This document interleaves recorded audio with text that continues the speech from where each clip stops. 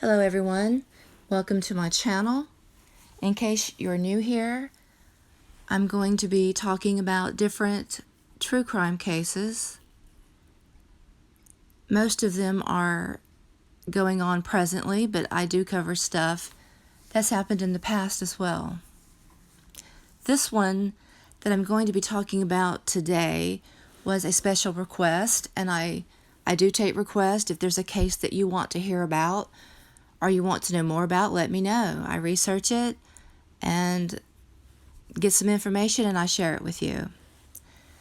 This is a new case to me. I'm not familiar with it, so I may stumble like I always do, and I may pause, but I'm just trying to get through this information and get it to you as best as I can. It's the case of Michelle or Shellyknotek, who was from Raymond, Washington. And there's a book that has been written about her case called If You Tell, A True Story of Murder, Family Secrets, and the Unbreakable Bond of Sisterhood by Greg Olsen. I'm going to refer to her as Shelly, but she's 65 years old, and she's due to be released from Washington Correction Center for Women in June of 2022. She's serving 18 years for second-hand degree murder and manslaughter. And with the cases she's been involved in, you would think she would be in for a longer period of time. But she took a plea deal without admitting guilt. Her crimes were uncovered in 2013, and in the book, her children discuss different cases. Her children are Nikki, Sammy, and Tori, all three by different fathers.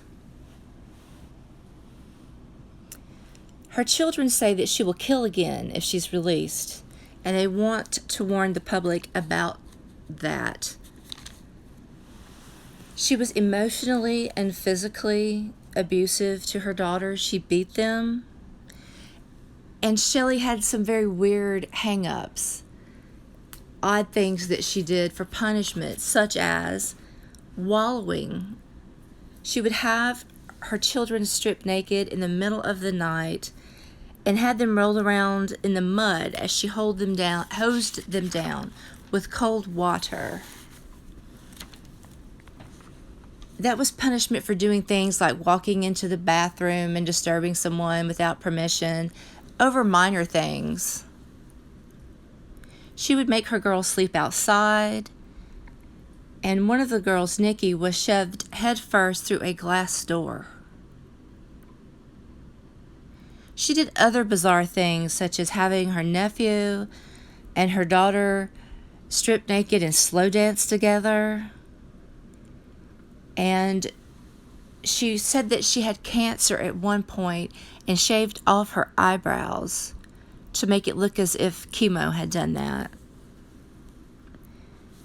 And as a master manipulator, she would do things like shower her children with love and affection. She kept them confused.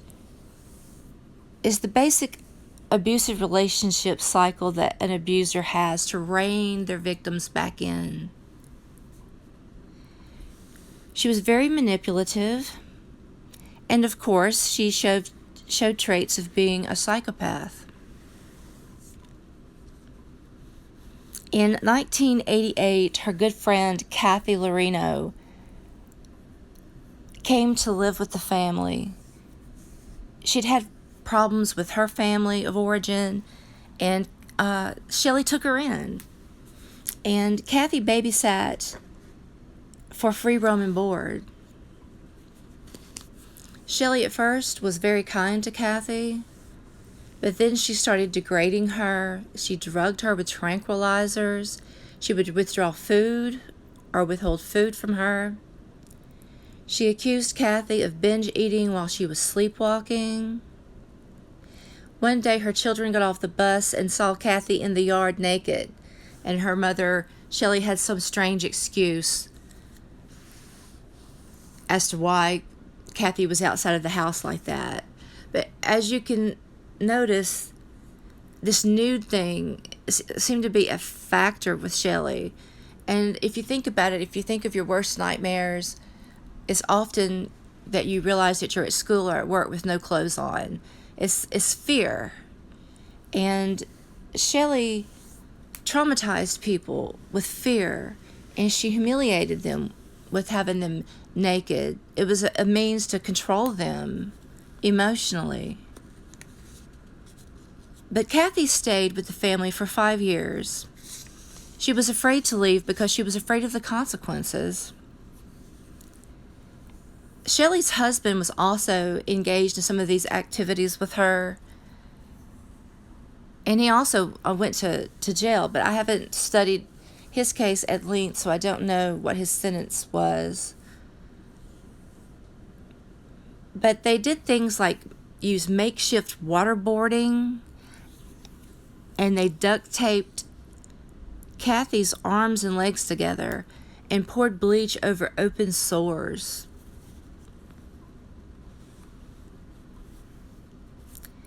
When Kathy was living with them, she lost 100 pounds, and she had to sleep in a laundry room.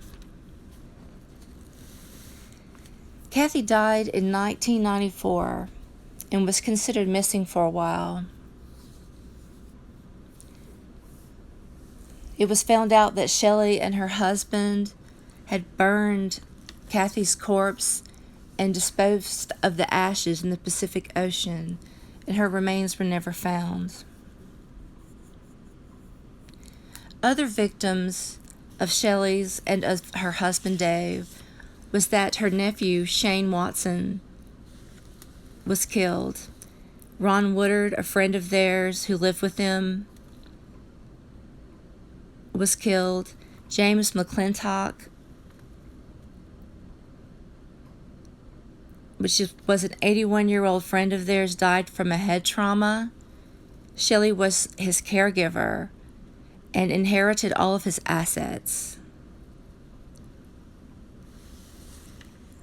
But there's more information that I'm going to be gathering about Shelly and this case and her husband as well. So if you check back, I'm going to be covering this a little bit more, along with other cases that I'm still following on. A lot of cases are still going to be going to court and trial soon. Letitia Stotch was recently, I'm going to get her name right eventually, went to court yesterday, and I'm going to be talking about that. There's more information in about Lori Vallow Daybell. I'm going to be following up about that. So thank you for checking in, and I appreciate it if you would give me a like. I'm new at this. I'm trying to get better. But give me a thumbs up, follow, subscribe, and share my videos. They're going to be getting better, I promise. Pretty soon I'm going to be having videos within my videos, so I'm learning.